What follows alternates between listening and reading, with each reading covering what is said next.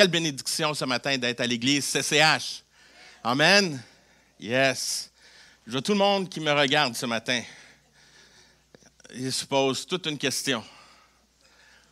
Comment ça qu'il est assis? OK, on va voir maintenant qui a de la foi et qui n'a pas de foi ce matin. Combien de personnes croient que je vais rester tout le long assis? Oh, je vois 1, 2, 3 personnes qui ont de la foi. Et toutes les autres, pauvre vous. Vous croyez que je vais me lever? Et... Non, je vais rester assis. Seigneur, aide-moi. Yes. On va avoir un bon temps ce matin. Depuis la semaine passée, nous avons commencé une nouvelle série à l'Église et Pasteur Laurent a lancé le bal en nous parlant du ménage du printemps. Qui est dans le ménage du printemps présentement? Combien, après le message de la semaine passée, vous êtes allés voir vos boîtes dans votre garage? Vous êtes allés voir les boîtes, vous avez vu les boîtes avec des cernes, vous avez toutes vues et vous avez pris des décisions. Et oui, on arrive dans cette saison où c'est le ménage du printemps. Et quand Pasteur Laurent m'a partagé cela, il disait, on va faire une série, une thématique sur le ménage du printemps. Tout de suite, j'ai commencé à réfléchir, c'est quoi le ménage du printemps pour moi? Et c'est toujours une saison d'effervescence, une saison où que tout recommence. Hein? Et la réalité pour chez nous, chez la famille Lafleur, étant donné qu'on a un beau chien qui s'appelle Cooper et qui est un genre de mélange de bull mastiff mélangé avec du boxer et tout ça. Donc, c'est pas un petit chien, c'est un bon chien. Et durant l'hiver, il va dans la cour. Il fait des dépôts. Et le printemps arrive. Il y a des fois, on va chercher, on ramasse, mais il y a des tempêtes de neige. À chaque printemps, on a des cadeaux qui sont là et qu'il faut faire le ménage. Sinon, mes voisins ne seraient pas heureux. Mais ce n'est pas de ça que je vais vous parler aujourd'hui. Ça aurait pu être une belle analogie aussi de l'engrais. Tout retourne au sol et toutes les choses prennent effervescence. J'ai un super de beau terrain à l'arrière. En avant, c'est complètement différent. Mais la réalité, le ménage du printemps, c'est un moment où qu'on va se réorganiser. C'est le moment où qu'on prend du temps pour réaliser que ce que notre linge d'été que nous avions en 2022, puis là qu'on le ressort en 2023, qui ne fait plus. Parce que la saison d'hibernation a été tellement bonne que les vêtements ne fonctionnent plus. Et là, on a besoin de faire du ménage, on a besoin de retourner magasiner, il faut retourner acheter du nouveau vêtement et tout ça. Et c'est une saison où on doit s'adapter. C'est une saison où on se réorganise et c'est un moment d'effervescence. Et même, on le voit à l'intérieur de l'Église. Je suis tellement content de voir plusieurs personnes à l'intérieur de l'Église aujourd'hui. Et cette semaine, j'ai reçu un article, une revue que je reçois sur une base quotidienne, et qui parlait justement du printemps et qui parlait qu'à la période du printemps, c'est une des périodes durant l'année dans l'intérieur de l'Église où il y a le plus de monde qui reviennent à l'Église. Il y a une effervescence, le monde revient à l'Église et il disait par la suite, l'été arrive. Et quand l'été arrive au Québec, c'est les vacances. Et puis là, le but de l'article, c'était comment qu'on fait pour garder que les gens continuent à rester pendant les 12 mois de l'année. C'est super intéressant. Mais il y a une réalité au printemps, c'est ça, c'est l'effervescence, c'est le nettoyage, le désencombrement, c'est de nouvelles relations. On apprend à revivre, on commence à sortir. Et même pour être honnête avec vous, cette nuit, j'étais vraiment fâché parce qu'il y a du monde qui a commencé à revivre. À 2 heures du matin, en face de chez nous, il y avait une grosse fête. Et de la grosse musique techno, ça fait 30 ans que je demeure là. C'est la première fois que ça arrive hier. À 2 heures du matin, plus capable de dormir parce que le monde revive. Un peu trop à mon goût. Mais la réalité, à travers tout ça, c'est que c'est le printemps. Et on veut prendre ce temps-là, ce matin, de regarder à cela et de refocaliser. Et je crois que ce matin, j'aimerais ça vous encourager. Et le titre de mon message ce matin, c'est « Le ménage du printemps, être bien chaussé pour mieux avancer ». Je crois que ce matin, je vais vouloir vous partager un peu d'avoir une vision personnelle. Je voudrais vous encourager, alors qu'on est dans cette saison du printemps, de commencer à réfléchir et dire, OK, où que je m'en vais pour les prochains mois de l'année? En début d'année, on prend toujours des résolutions. Peut-être que ce serait un bon temps de dire, qu'est-ce que j'ai fait avec mes résolutions? Est-ce que je suis en bon chemin, en bonne direction? Et de réaliser que chacun d'entre nous, nous sommes appelés à avoir une vision personnelle pour notre vie, pour notre couple, pour nos enfants. Quelle est la vision que vous avez alors qu'on est dans le printemps? Je crois que c'est le temps de se poser cette question-là. Je veux vous encourager à cela ce matin. Et il y a une phrase d'un auteur que j'aime bien, un prédicateur qui s'appelle Andy Stanley, qui mentionne dans son livre Visioneering, qui dit « Tout le monde finit quelque part, mais peu de gens savent où ils vont. » Souvent, dans notre train-train quotidien, on fait plusieurs choses, mais on ne se pose pas la question, vers où que je m'en vais? Est-ce que je suis en train d'atteindre mes objectifs? Est-ce que je suis en train de marcher comme je suis supposé de marcher? Et nous avons le plus grand modèle de l'homme qui est venu sur la terre nous montrer comment marcher le chemin, parce qu'il était le chemin. Et ce matin, je veux m'assurer que chacun d'entre nous, qu'on puisse réaliser l'importance de rentrer dans ce chemin et surtout de prendre ce temps de prendre notre responsabilité et d'avoir et de développer cette vision personnelle. Jean 14, 6 nous dit, Jésus lui dit, « Je suis le chemin, la vérité et la vie. Nul ne vient au Père que par moi. » Jésus est le chemin. Et ce matin, je veux t'encourager, je ne sais pas dans ta démarche spirituelle où tu es rendu ce matin, mais je veux t'encourager à réaliser que Jésus est le seul chemin. Et si tu veux une vision claire, solide, vers où que tu t'en vas avec espérance, je t'encourage de choisir Jésus. Parce qu'il est celui qui est venu, qui est mort sur la croix pour nous, pour nos péchés. Et qui l'a ressuscité, comme nous avons célébré il y a quelques semaines, qui aujourd'hui est auprès de son Père et que son Esprit Saint est avec nous. La personne du Saint-Esprit est avec nous aujourd'hui. Psaume 32, 8 nous dit, « Le Seigneur dit, je t'enseignerai, je t'indiquerai le chemin à suivre. Je te donnerai un conseil, je garderai les yeux fixés sur toi. » Et pour moi, c'est un passage tellement rassurant, un passage tellement encourageant de savoir que Dieu veut nous enseigner le chemin. Il nous a envoyé son Fils comme modèle de le suivre. Il va nous indiquer le chemin. Et Jésus est notre chemin de l'espoir. Et nous sommes appelés à le suivre. Il va nous donner des conseils. Et ce qui est rassurant pour moi, c'est de savoir que Dieu garde les yeux fixés sur nous. Que Dieu garde les yeux fixés sur nous. Et je crois que c'est important pour nous de réaliser qu'il nous regarde, puis qu'il veut nous guider, nous encourager. Mais il y a une chose que je veux vous encourager à saisir ce matin. Une des choses que je crois que c'est important de réaliser, c'est que nous sommes responsables de la vision que Dieu nous donne. Chacun d'entre nous, nous sommes responsables. Souvent, quand on parle de vision, on parle souvent de vision à l'intérieur de l'Église. Quelle est la vision que l'Église a? Mais il faut comprendre, pour avoir une vision d'Église, c'est que chaque gens à l'intérieur de l'Église, parce que nous formons le corps, nous sommes appelés à avoir une vision personnelle qui avance. Et le corps va avancer ensemble. Mais chacun d'entre nous doit connaître ses dons, ses talents, pour faire avancer le royaume de Dieu. Et ça, c'est la responsabilité de chacun d'entre nous, de développer cette vision, de développer cette relation avec Dieu. Parce que la réalité, où qu'on découvre cette vision, c'est alors que nous passons du temps dans la présence de Dieu. Et c'est pour cela que je veux vous encourager aujourd'hui à simplement prendre du temps. Prendre du temps à aller dans la présence de Dieu chez vous, personnellement. Et demander à Dieu une simple question. Dieu, tu m'as créé et je te dis merci. Tu m'as créé et je reconnais que tu as pensé à moi quand tu m'as créé.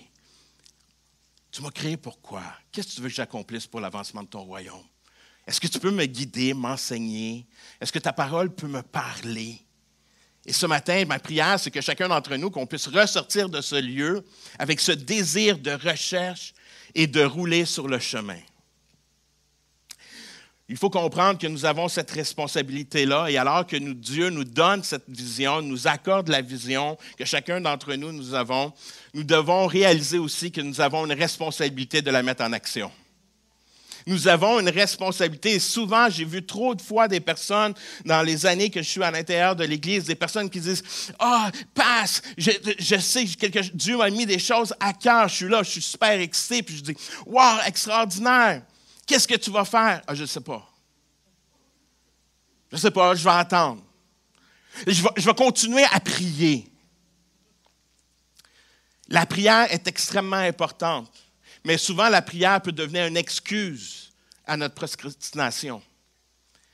C'est là que des fois, on arrête.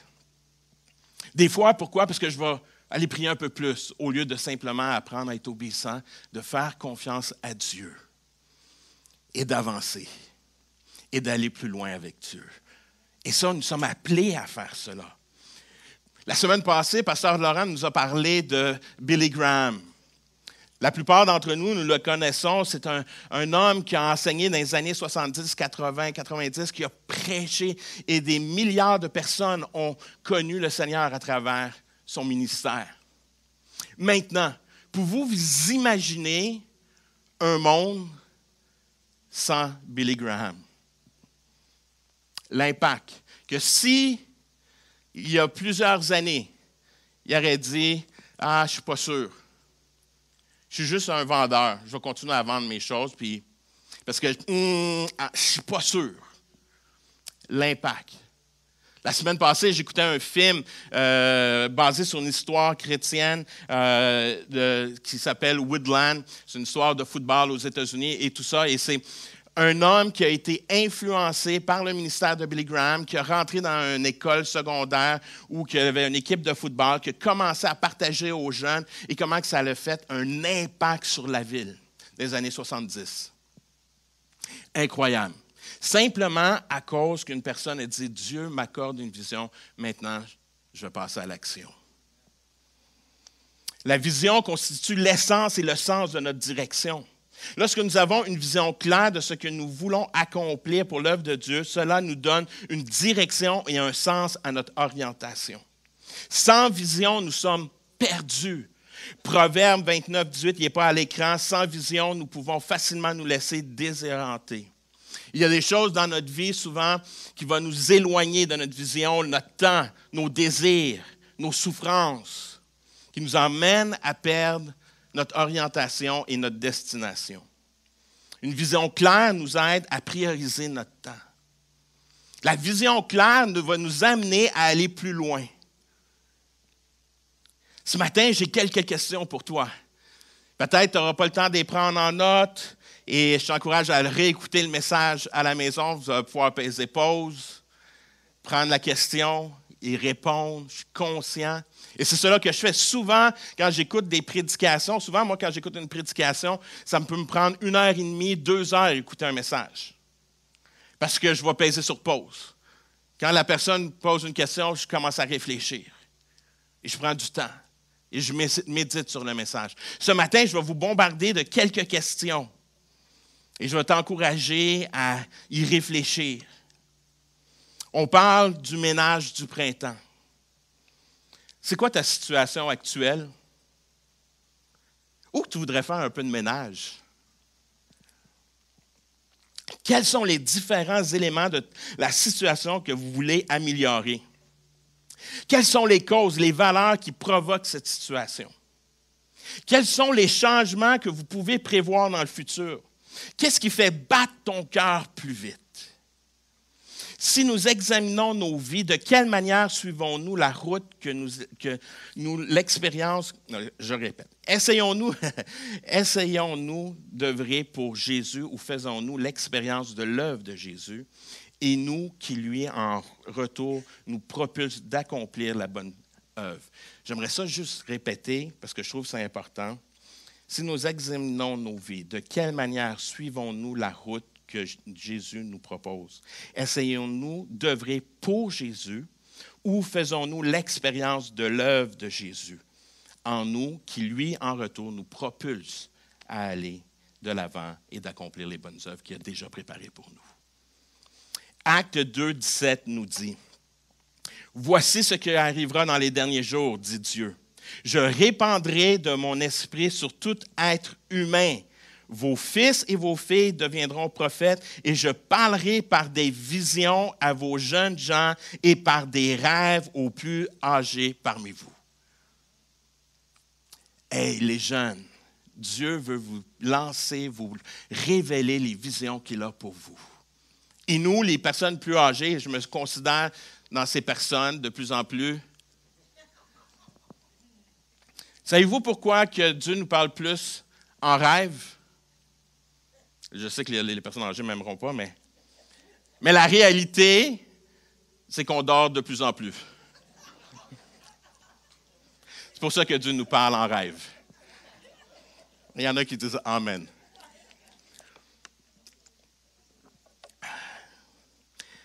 Je veux vous encourager ce matin à aller de l'avant. Je veux vous encourager à prendre la responsabilité de la vision.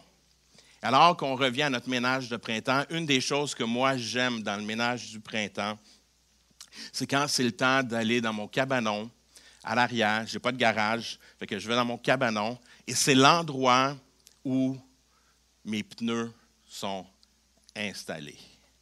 C'est là, ils passent l'hiver là, et quand c'est le printemps, c'est le temps de changer ces pneus. J'ai mon rendez-vous vendredi qui s'en vient.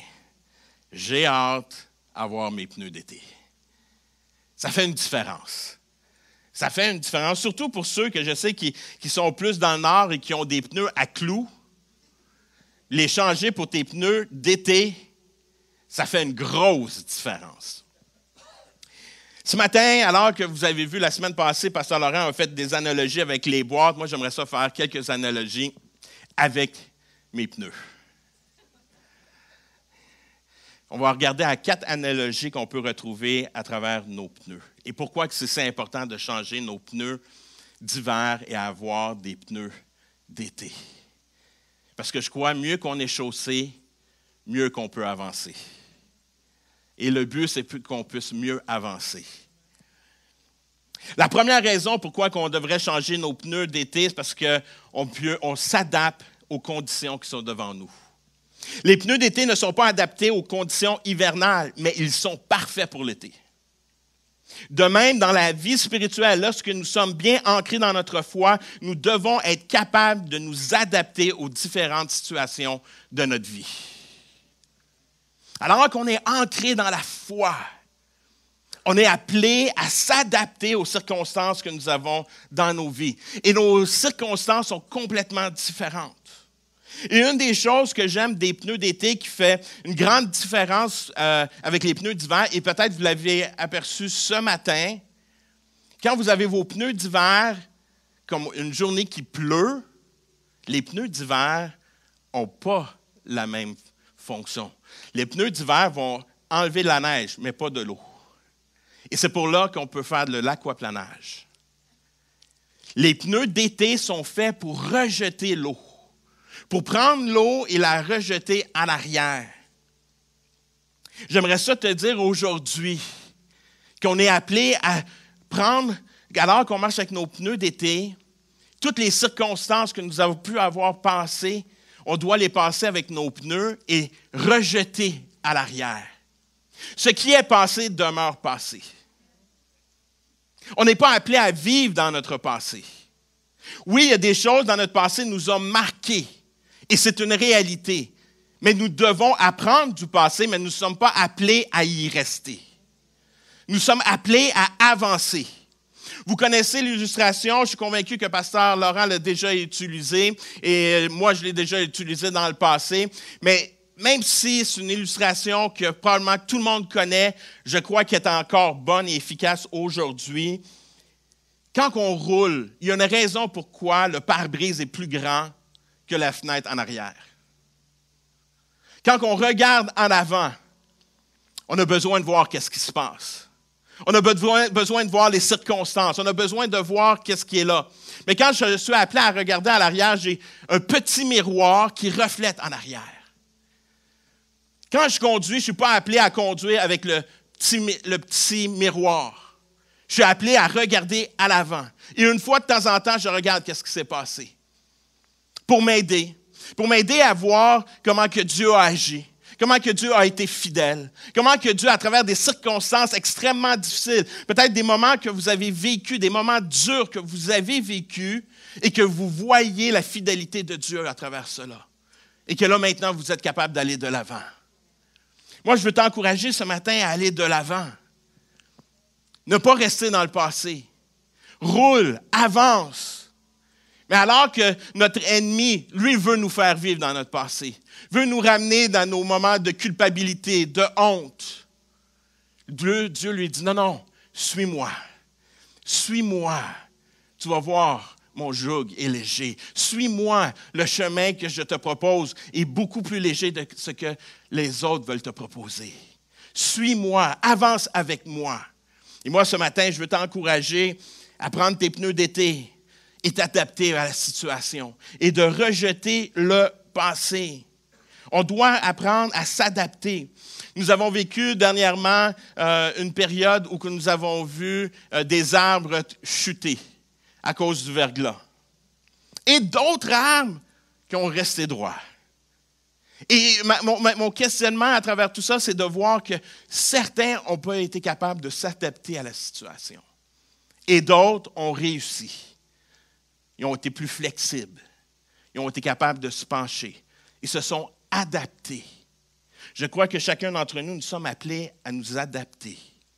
Et de laisser le passé, puis de dire, Seigneur, ce qui est arrivé en arrière, je vois ta main.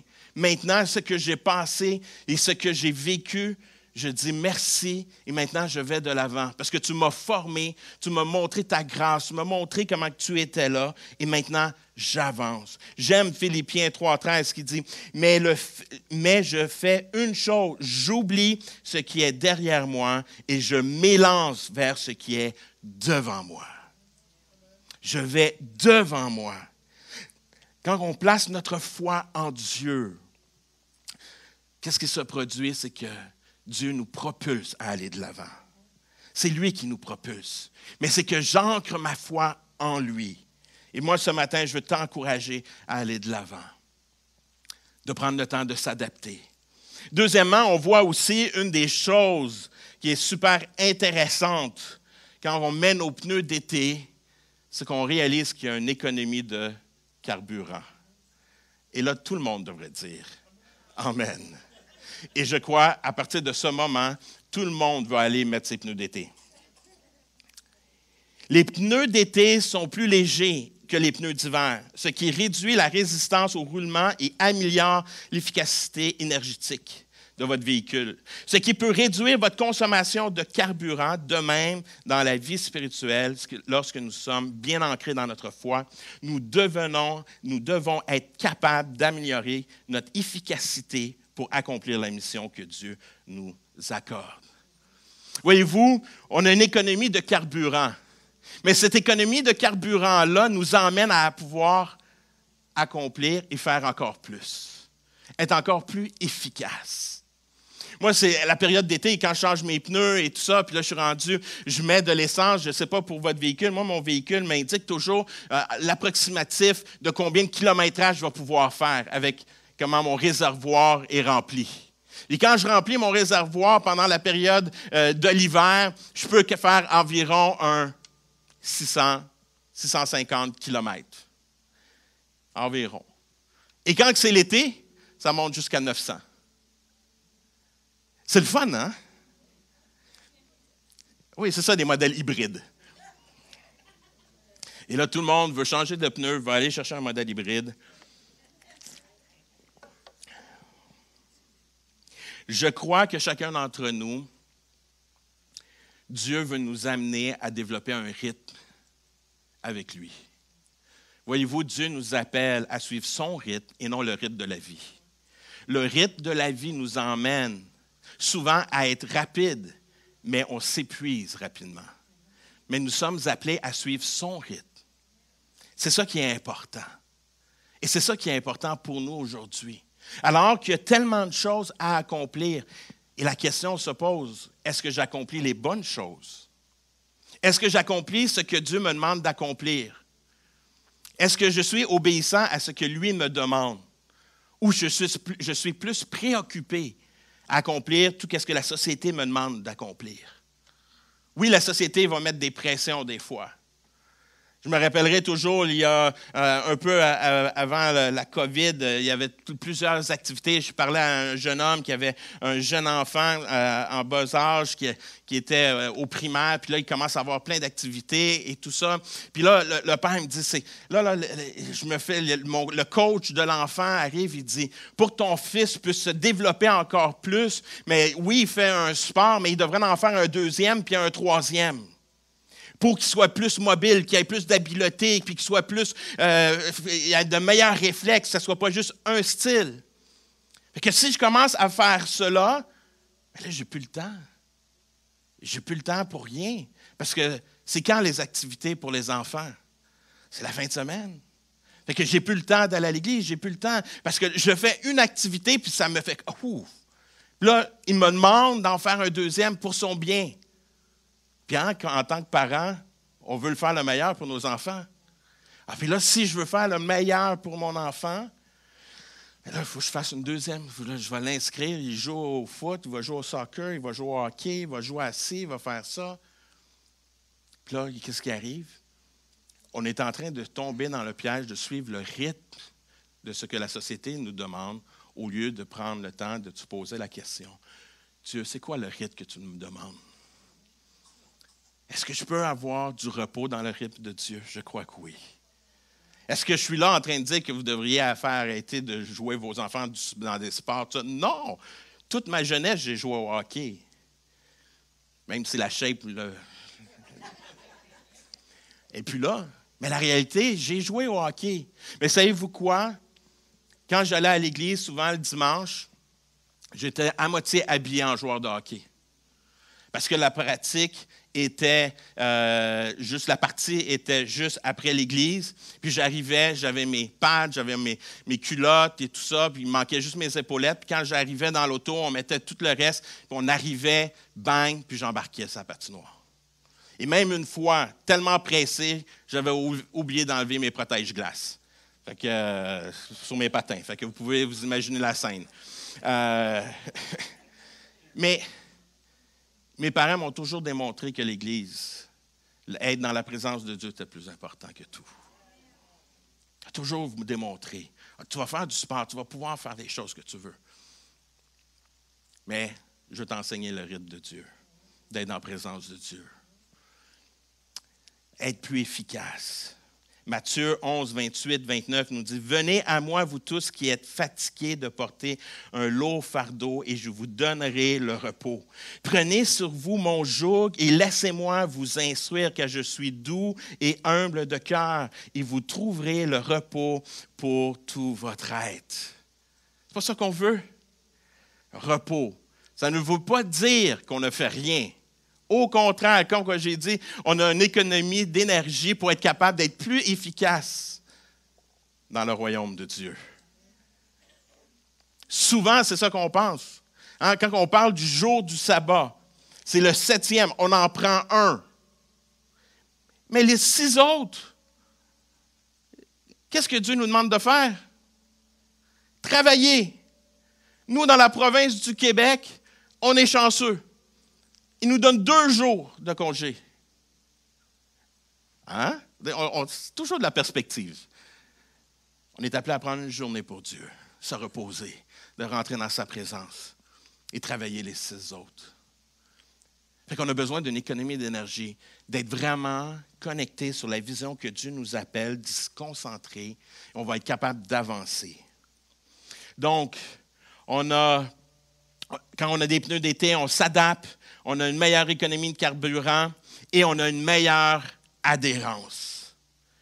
Les pneus d'été ont une meilleure adhérence sur la surface chaude et sèche. De même, dans la vie spirituelle, lorsque nous sommes bien ancrés dans notre foi, nous avons une meilleure traction sur les défis de la vie.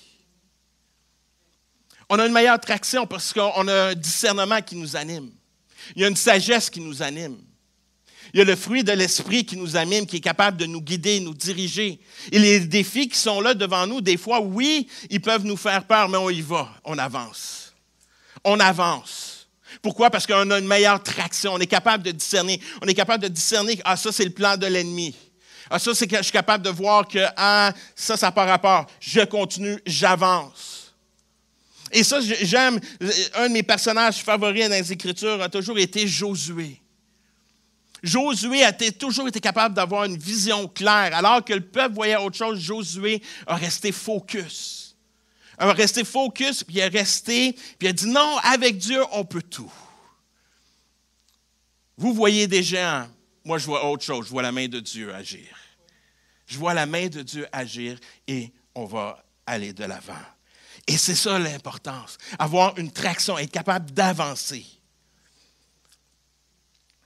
Avoir un meilleur discernement, c'est de passer plus dans la présence de Dieu. Simplement. Et quand que je parle de rentrer dans la présence de Dieu, je veux vous encourager à y aller avec simplicité. Avec simplicité de cœur. Pas essayer de faire des grandes phrases. Juste être simple, parler de votre cœur. Moi, je l'ai fait tantôt, simplement, un peu en rigolant, mais un des prédicateurs que j'aime beaucoup de ce temps-ci, que j'écoute, qui s'appelle Mike Patz, et il arrive à chaque fois qu'il vient pour prêcher, il s'assied puis il dit, maintenant on va prier, priez pour moi. Puis là, il est là, puis il dit, Seigneur, aide-moi. Puis là, il commence son message. Aussi simple. Il n'y a pas de longue phrase, il n'y a rien, c'est juste un état d'âme qu'on parle. Dans ce moment-là, j'ai besoin de toi, Dieu. Juste dire « aide-moi », c'est assez. Pas besoin de dire « Seigneur, j'ai besoin que tu me dises, que tu me rappelles, aide-moi dans ma diction. » Non. Aide-moi. Avec simplicité. Avec une simplicité de cœur. J'aime Josué, chapitre 1, verset 9. « N'oublie pas que je t'ai recommandé d'être courageux et fort. Ne tremble pas, ne te laisse pas abattre, car moi, le Seigneur ton Dieu, je serai avec toi partout où tu iras. » Peu importe où qu'on a, peu importe la route que nous empruntons, la route que Dieu nous demande de suivre, il est là avec nous. Il est là avec nous. Et c'est pour ça que, comme aujourd'hui, quand je me suis promené et que j'ai mes pneus d'hiver, il y a un moment donné, j'ai passé dans un endroit qui avait plus d'eau et que j'ai senti que j'avais moins de traction. Mais quand je suis avec Dieu, je suis capable de passer à travers. Je suis capable de passer à travers parce qu'il est à côté de moi. Puis il est capable de me guider. Il est capable de me rassurer. Et dernièrement, la dernière analogie, c'est que nos pneus d'été nous offrent une meilleure résistance. Les pneus d'été sont conçus pour résister à l'usure en conditions chaudes et sèches. De même, dans la vie spirituelle, lorsque nous sommes bien ancrés dans notre foi, nous sommes mieux équipés pour résister aux épreuves de la vie. Jacques, chapitre 1, verset 3. « Car vous le savez, si votre foi résiste à l'épreuve, celle-ci produit de la persévérance. » Alors que j'invite Laurent, que je vais conclure dans quelques instants. La réalité, alors qu'on chausse nos chaussures d'été, qu'on est mieux chaussés, qu'est-ce qui se produit? C'est qu'on est capable de passer à travers le temps, puis qu'on résiste aux épreuves. Et on avance, et on avance, puis on va plus loin, puis on accomplit la mission de Dieu. Je crois que nous sommes appelés à résister et à persévérer. La société nous offre plusieurs courants, mais nous sommes appelés à suivre un chemin, le chemin de l'espoir. Et ce chemin, c'est Jésus. Nous sommes appelés à s'adapter à la vie. Nous sommes appelés à vouloir économiser notre énergie, mais pour être plus efficace pour lui. Nous sommes appelés à adhérer à la vision que Dieu nous donne, puis de résister au plan de l'ennemi, que lui veut tout faire pour qu'on manque la cible et nous faire déraper. Mais que nous sommes appelés à marcher et à persévérer. Il est le chemin. Il est le chemin. Il est le chemin de l'espoir. Et moi, je veux le suivre.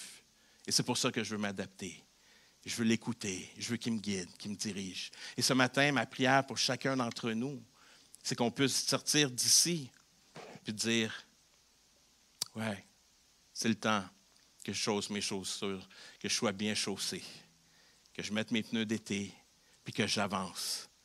Puis je prends le temps de dire, Dieu, quelle direction que tu me donnes, je veux l'accomplir. C'est ça qui est le plus important pour moi, d'accomplir ta volonté. Et je veux être propulsé par ce que tu me dis et non simplement qu'est-ce que j'ai le goût de faire. Je veux être propulsé par ce que tu me demandes de faire ta volonté. Et c'est cela que Jésus a fait ici-bas. A pris le temps de faire la volonté de son Père, d'être dirigé par son Père, d'être guidé par son Père. Il a tout accompli pour nous. Maintenant, c'est à nous de simplement suivre ses traces et de rouler sur la route de l'espoir.